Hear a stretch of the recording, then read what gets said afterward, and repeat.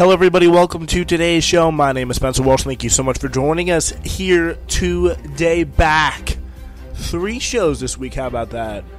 Or at least 3 shows since I've been here. Yeah, we do got a great one for you today though, no doubt about it. Very excited to get into this one. We're starting with this very interesting story. You know, we thought that one of the biggest things, obviously, that Biden ran on was being, a more humane president, a more humane version of Trump, pretty much. And that is really what he tried to push on Americans. But apparently, a judge is more humane than both of them, because a judge has just blocked Biden from continuing inhumane Trump policies of deportation of families. So that is literally what it took. It was not, Biden coming in there and stopping the policy, reforming, and actually putting time and effort to creating a legitimately more humane immigration policy. No, a judge needed to step in and do the right thing there. Also, environmentalists are slamming the White House for brushing off the IPCC report and expanding, not just continuing unmolested, but expanding offshore drilling, doubling down. Also, Justice Thomas, now another Supreme Court justice, trying to, increase this scourge and spread this propaganda. The Supreme Court is, a completely legitimate and great body. Also, Jen Rubin, she kind of got owned. I'm going to tell you a little bit about one of the worst pundits in media. This is Newsflash 561.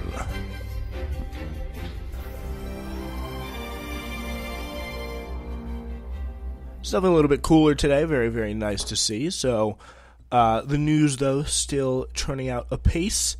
And we are starting with this story. So a pretty big win for asylum seekers and human rights advocates. A federal judge on Thursday ordered President Joe Biden's administration to end a Trump-era policy of using COVID-19 pandemic to justify the swift deportation of migrant families. So kind of hiding them behind COVID, which was, a little bit more understandable, with to paint off the idea that, the Biden administration cares about COVID than Trump is or does. But, in both cases, that is just BS. They want to continue this very hawkish, very authoritarian, militant immigration policy, treating every migrant like a criminal, looking at them very, very distrustfully. That is really what is going on here. And a really big win, a really big one of the very good looks for our judiciary coming in and stopping this here. For really just, the basically fraudulent reason. It's not like, do you see tons of great testing and COVID and healthcare for these people? No, you don't. So they don't care about COVID. They just care about keeping migrants out. In one instance we saw recently reported, they put thousands of them under a single bridge, and just kind of left them there to, I don't know what's happening really. To be quite honest, it's really quite disturbing, to say the least. So the Trump administration, they first invoked Title 42, a section of the Public Health Safety Act. Earlier this year, Biden has faced global criticism for continuing this policy, and after failed negotiations with the Biden administration, advocacy groups that had initially sued while former President Donald Trump was in office resumed their legal challenge to the expulsions last month. And I think that's a real weakness of activist groups, to even assume for a second that Biden was, worthy of the benefit, he was worthy of the benefit of the doubt they clearly gave him there, and kind of just continuing to let the situation go on, because, and really, I think, much like the activist groups, this is a huge indictment of Biden, and should be another one of those key signs here that we're going to do our best to point out to you on Newsflash, where he's just continually breaking promises, completely shifting the image, and being very much a in governance Democrat, not a Democrat on the campaign trail. So this is one of the instances where he will just not bend from the orthodoxy, and that it literally includes continuing exactly what President Donald Trump was doing, which now amazingly is the orthodoxy, when it was just years ago being decried by all these same people as extreme and just draconian and the worst thing in the world. So it is very, very clear and apparent. And what another ringing knock, a ringing blow to the idea that Biden says FDR human guy who is really just taking a lot of care for everybody, including being restoring the soul of the nation. That's what it was. His little theme for his campaign. Restoring the soul of the nation. A big part of that, if I remember some of those stump speeches with the honking horns correctly, was treating immigrants better. And yeah, a judge here literally had to come in and say to you, don't continue to do the thing Trump did. That, by the way, you ran on stopping. No, the judge didn't say that, but I am saying it because it is just really ridiculous. And Omar Jadwat, director of the ECU's Immigrants' Rights Project, said President Biden should have ended this cruel and lawless policy long ago. And the court was correct to reject it today, he said, welcoming this ruling. Emmett Sullivan, U.S. District Court Judge Emmett Sullivan's ruling, he agreed that Title 42's expulsions were not supported by federal law. The judge's order is set to take effect in just 14 days. Politico noted on Thursday the Biden administration made its position on the policy clear last month. So they said the Centers for Disease Control and Prevention issued an updated order that maintained there is still public health justification for the Biden administration to continue kicking out migrants. But again, continue kicking out migrants, but not putting people in freaking homes. Like, that is just incredible stuff. So our judiciary system, like, that is a great window into how our country works. The CDC can't, stop people from being homeless out in the streets, but they can kick migrants out of the country. That is just the absolute epitome of the way America actually works. Like, if you want to see really how things go, that is a great example of completely two rule, like, double standard system of justice and just operating procedure in this country. So the Biden administration. So Sullivan's order continues to only applies to families, meaning that the Biden administration can continue to expel single adults arriving at the U.S. southern border. Unaccompanied children have been exempt from being expelled using Title 42. The Biden administration has not only resisted pressure to end Title 42 expulsions and deported hundreds of thousands of people, but also announced in July that families who couldn't be expelled under the policy would be placed in expedited removal proceedings, which activists slammed as vile. Cecilia Wang, legal director at the ACLU, pointed out Thursday, there are so many ways the government can safely permit these families to go through the asylum process in ways that ensure everyone's health is protected: quarantine, testing, vaccination. So, yeah, this really just proves what they're going on. They could put, if they actually cared about getting these people in a safe way, they would do that. They would actually, say, let's get them, quarantine, testing, all the stuff they do for themselves and for anyone else who they actually, any kind of thing that they actually want to have happen. You'll see those, those swabs, those masks, all that stuff and those resources. But, all the migrants get is a big cage with, these blankets and really just awful testing, kids getting COVID all over the place, like we saw already. And this is another absolutely great example of if I were a migrant, I would really, I would not be celebrating if Joe Biden were to, win again, or, even if someone like Donald Trump is still coming in, because it's essentially the same policies, but one time a lot of people care about it, and the other time nobody cares about it, and nobody talks about it because obviously just the partisan nature. Like, there would be, like, the political courage or I don't even know if it's lack of political courage or it's just complete, hatred of migrants. But whatever it is, to not come out and actually put an effort into this in either kind of way, whether it's to, help them get in, put any kind of quarantine or testing, or just end the policy in the first place. Actually, taking this very, not just neglect, but absolutely open hostility here is really something to behold and should really, hopefully adjust some people's perspectives of the Biden administration hearing this story.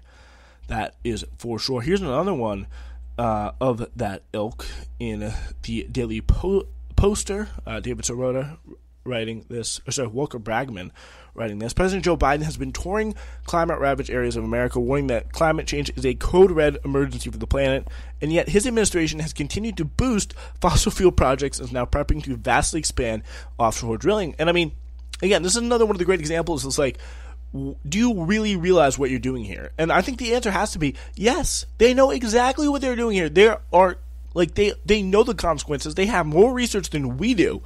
And presumably, at least someone, maybe not even Joe, but someone in that administration is reading it, and coming to the conclusion that if we continue in this path, it's going to be bad. And there's scientists in the orbit of the White House saying, we need to take direct and quick and like very serious mobilization on this, and that's not happening. And people go, wait, what is what is exactly going on here? So like there is, and again, it's not even just like in the other case, it's not just neglect. It's not like, oh, they're just letting them go. They're not making any steps in the right direction. No, they're actively taking steps in the wrong direction here. Like, it's incredible. The White House argues that a court order it opposes and is appealing requires federal officials to lease more than 78 million acres of the Gulf of Mexico for fossil fuel exploration. Environmental groups, however, assert the federal law gives the Environment Administration broad discretion over whether or not to hold such sales. In fact, Biden's officials have instead used that power to officially declare that warnings in the Intergovernmental Panel on Climate Change does not present a sufficient cause to reevaluate the drilling plan. The same one Joe Biden's been going around and saying, code red, code red. That's not sufficient cause to stop doing fossil fuel drilling in the Gulf of Mexico. What are you talking about? Like, the amazing moves here from the Biden administration. It could not be more clear. With the help of the nonprofit interest group or organization Earth Justice, several environmental and Gulf groups have now launched a lawsuit against the administration to stop the Gulf lease sale. The complaint argues that the environmental analysis behind the lease sale is based on outdated and arbitrary science and in violation of federal law.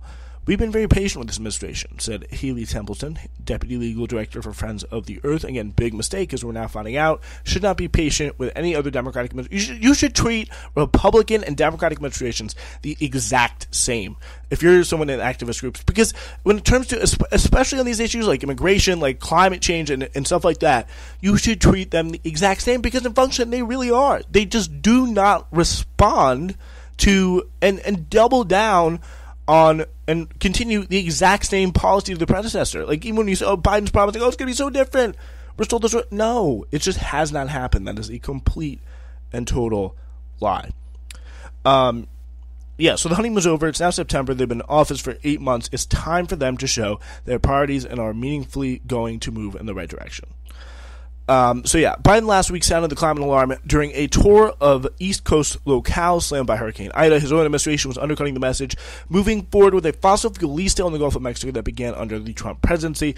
Announcement of the lease sale for more drilling arrived on the heels of a sobering new report from the IPCC. And then, really, it's, again, just to remind you what's in that report, it warned of climate weather-related consequences should the world's powers not radically decarbonize. The report pinned the blame for the crisis squarely on human activity, such as fossil fuel extraction. The UN's World Meteorological Organization also recently released a study indicating the weather-related natural disasters have increased fivefold over the last 4 decades. Biden says America needs to get real about the problem. And again, the people who need to get real are the people in Washington, D.C., the people who, you should be able to control in some sort of way. At least your party, which has control of all the branches of government. At a press conference this week, he said that. But then, of course, we get, new oil drilling. Just remarkable hypocrisy. Just you cannot get any clearer than that. Hello, everybody, and welcome to our segment to tell you all about what's going on here on the Spencer Walsh Radio Network this summer. We do, as I'm sure you know, have a great lineup available for you. We, of course, start with our flagship show, Newsflash, all new Mondays, Wednesdays, and Fridays. Uncultured, irregularly back every Saturday with live music and sports analysis.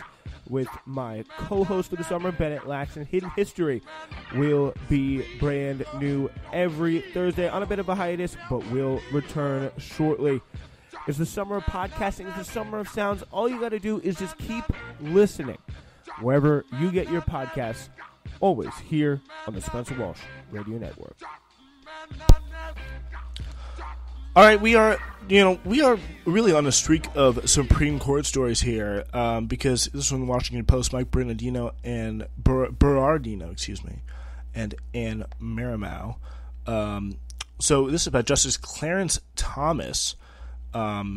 He defended the independence of the Supreme Court on Thursday and warned against destroying our institutions because they don't give us what they want when we want it. So, again, this is just a little bit more than just that. It's just, actively denying and attacking the rights and will of the people for 40 or 50 years now. That is a little bit more than just, what we want. And really what this is to me, it's a victory mark. It's a victory lap. These people, all of the conservative, justices, they are part of a project that's been going on, a political project that's been going on for decades upon decades to have complete control and complete capture of the judiciary system. And, it's pretty much worked. There's some exception, of course, like our lead story today, but Thomas, he's the longest-serving justice, acknowledged the High Court has its flaws, comparing it to a car with three wheels that somehow still works. But he said that, I wonder what he thinks the Supreme Court's flaws are. It'd be very interesting. But he said the justices are not ruling based on personal preferences. And they're not. They're ruling on the preferences of their ideology. They're ruling on the preferences of the people who are put them there in the first place. It's not like, they have to get a text every week from someone in the Federal Society or something like that. They know because they've been through that program. They've been around the same people in the same circles for 30, 40 years. Depending on me, Clarence Thomas, definitely. The justice's remarks came during a lecture at the University of Notre Dame in which he was talking about traveling by RV in the mountains of North Carolina and Tennessee with his wife, Ginny. Thomas reflected on his childhood in the segregated South and his religious faith. He also alluded several times to the political polarization in the United States. We've got to the point where we're really good at finding something that separates us.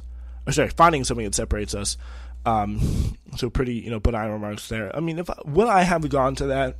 I don't know, I probably would. It just would have been newsworthy. But if I had the opportunity to go watch Clarence Thomas speak, I would, in a situation where I wouldn't have this context, I would be interested to know what I would do.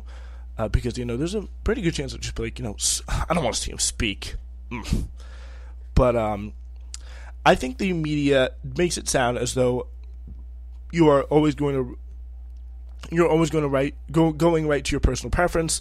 So if they think you're in the abortion or something personally, that's the way they think you'll come out. They think you're for this or for that. They think you become like a politician. Yeah, it's very funny. It's very funny. We're not politicians. We're not people. We're not clear conservatives and clear liberals who always rule on pretty much most of the time. Just like politicians, they're not always predictable. Rule in the way that we kind of expect them to. Breyer said the same thing. Amy Coney Barrett, all coming out. Apparently, they've had a little bit of a group chat. He emphasized that Stephen Breyer emphasized that he and his colleagues are not junior league politicians. No, you're very majorly influential and literally unelected, by the way, politicians. But you are people who wield political influence on half of a political organization, especially the ones on the right wing side of the bench. And there's just really no point in denying that. The fact that they are coming out here and saying it, I think it really does show you it is starting to get through. It's starting to have a real and I think legitimate effect, and that is good to see. We got Breyer, Barrett, and now Justice Thomas coming out there and saying the same thing. It is, and I'm going to say what I've always said. It's about who has the power. It's about who's in the right position at the right time with the right values. Values always win the day. It's not about adhering to the Constitution. It's about whatever you're in whatever position you're in. You can say what the Constitution, you can say whatever the Constitution is if you're in the position to decide it, if that makes any sense at all. But you can you can interpret the Constitution however you want if you're in the position to do it. If that is what I'm trying to say here is that you can do that, and there has been a coherent, comprehensive, complete project to do all of that stuff.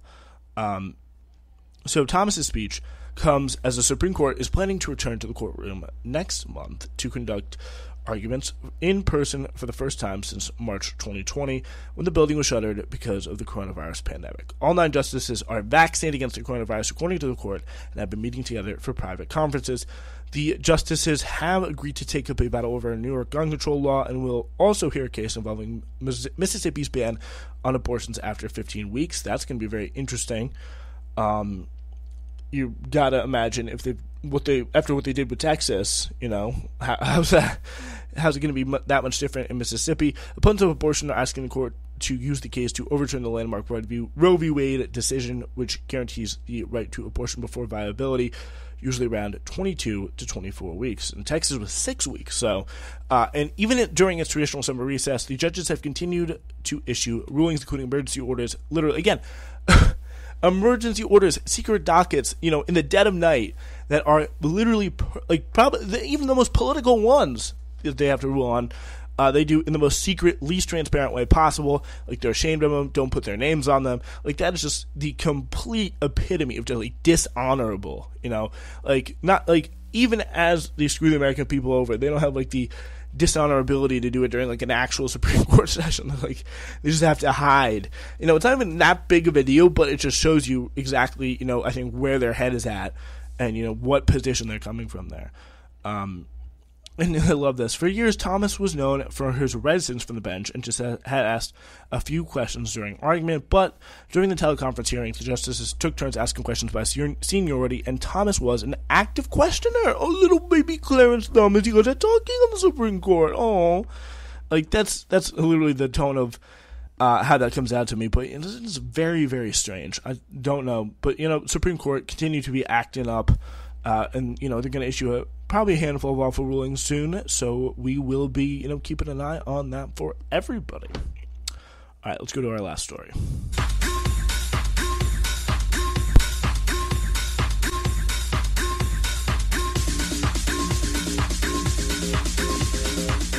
Buckingham Palace has announced the death of His Royal Highness the Duke of Edinburgh. It's news flash. We're going to start changing up these drops soon. Anyway, Jennifer Rubin. This is always very fun. Jennifer Rubin. So this is Alex. I'm going to say a little bit kind of irrelevant drama, but Jennifer Rubin just is in the news again. She's had really quite an incredible career.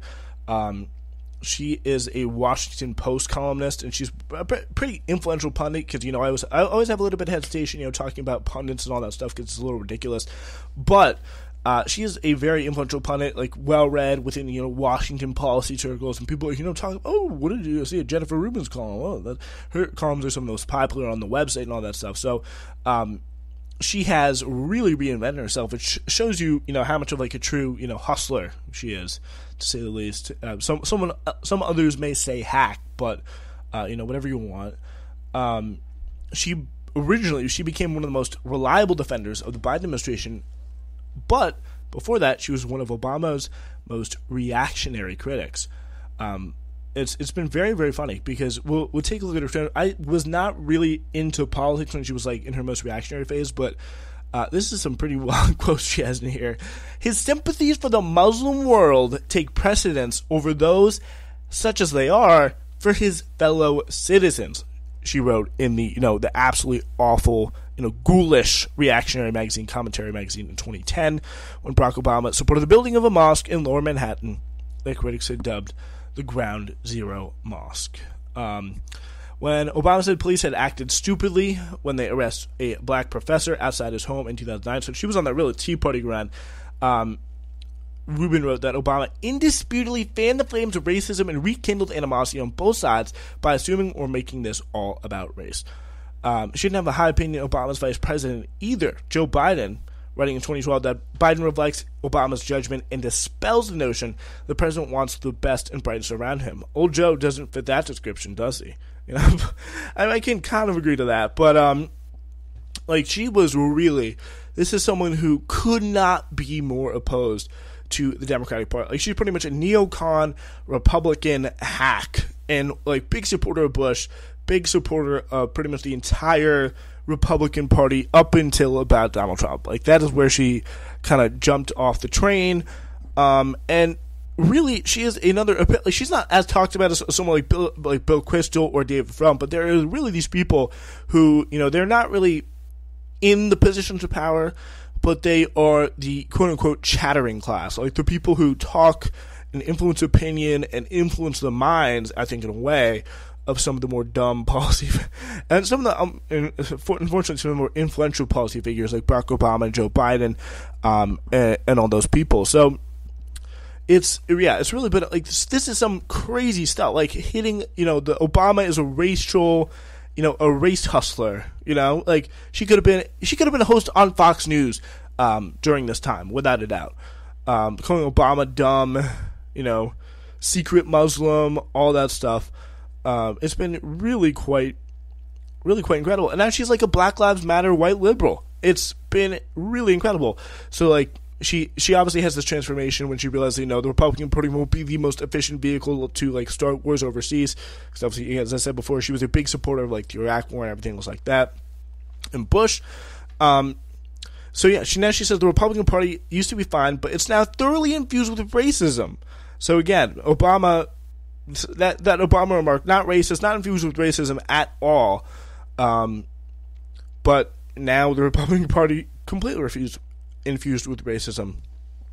Since about 2016, she evolved to a stalwart, never-Trump Republican, even as many of his former other critics jumped on the Trump train. His other former critics jumped on the Trump train.